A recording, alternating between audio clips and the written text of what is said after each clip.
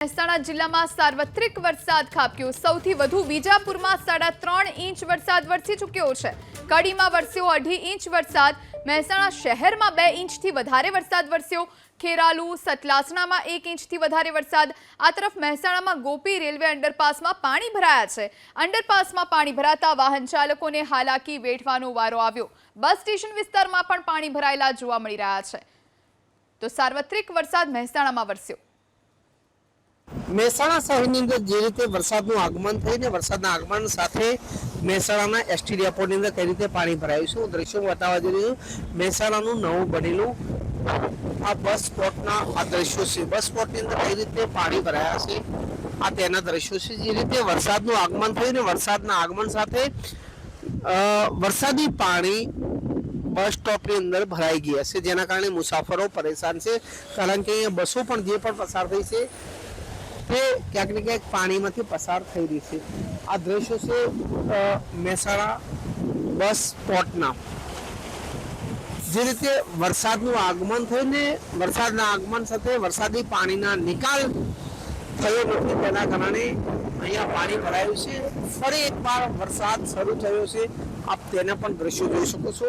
પરંતુ જે રીતે મહેસાણા બસ સ્ટોપની અંદર પાણી ભરાયા હતા ક્યાંક ને ક્યાંક મુસાફરો પરેશાન થઈ ગયા છે। મારું નાગરી એબીપી મહેસાણા। સમગ્ર મહેસાણા જિલ્લામાં મોડી રાતે મેઘમહેર થઈ છે, જેના કારણે ખેડૂતો ખુશ છે। તો બીજી તરફ શહેરી વિસ્તારની અંદર પાણી ભરાવાની સમસ્યા ઊભી થઈ છે।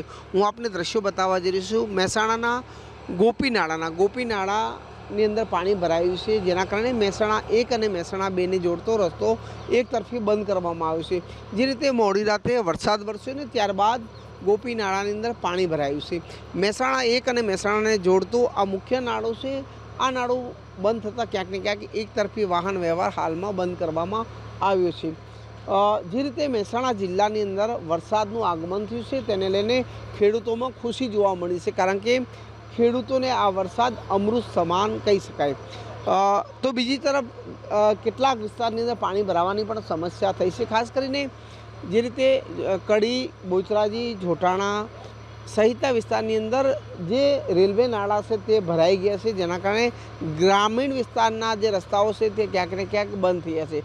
જોકે મહેસાણા જિલ્લાની અંદર મેઘમહેર થતાં ક્યાંક ને ક્યાંક ખેડૂતો ખુશ છે, તો બીજી તરફ ગ્રામીણ વિસ્તારની અંદર પાણી ભરાતા ક્યાંક ને ક્યાંક રસ્તાઓ બંધ થવાની સમસ્યા ઊભી થઈ છે। હારૂન નાગોરી, એબીપી મહેસાણા।